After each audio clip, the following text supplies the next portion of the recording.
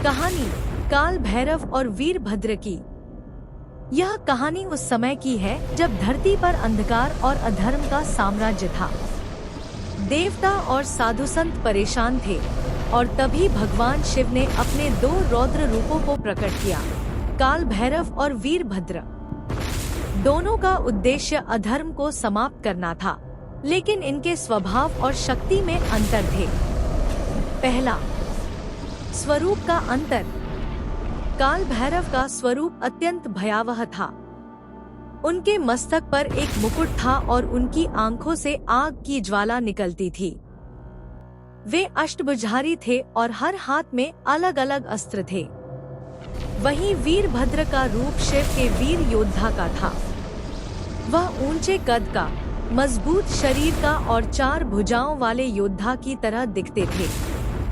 वीरभद्र का रूप अन्याय के खिलाफ खड़ा योद्धा का था, जबकि काल भैरव का स्वरूप विनाश और भय का प्रतीक था।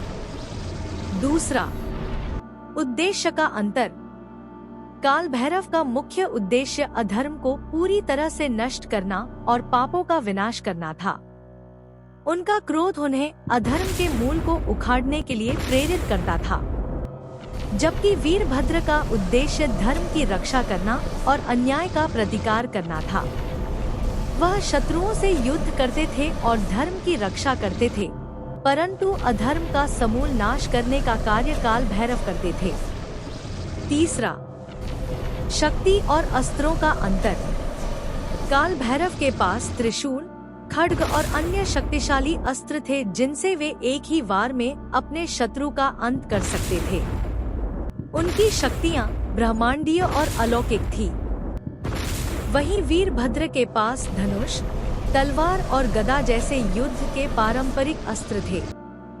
उनकी शक्ति शारीरिक और सैन्य बल में थी, जो उन्हें युद्ध के मैदान में अद्वितीय बनाती थी।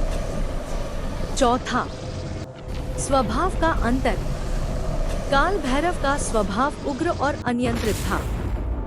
वे अधर्म को देखकर अपना क्रोध रोक नहीं पाते थे और तुरंत दंड देने के लिए प्रस्तुत हो जाते थे। वहीं वीरभद्र का स्वभाव संयमित था। वे रणनीति बनाकर युद्ध करते और सोच समझकर कार्रवाई करते थे। उनका क्रोध न्यायिक और अनुशासन से भरा था, जबकि काल भैरव का क्रोध अत्यंत उग्र और बिना सीमा के था। पांचवा, स्थान का अंतर।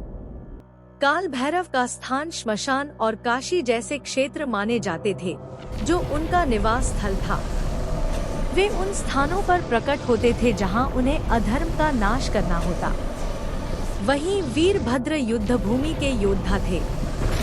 उनका निवास स्थान कैलाश पर शिवजी के सानिध्य में था और वे युद्ध की भूमि में उतरकर युद्ध करते थे। अंत में जब दोनों ने मिलकर अधर्म का नाश किया तो धरती पर फिर से शांति और धर्म का वास हुआ। काल भैरव और वीरभद्र दोनों ने भगवान शिव की आज्ञा से अपने अपने रूप में वापस लौट आए और धरती पर उनका प्रभाव अमर हो गया।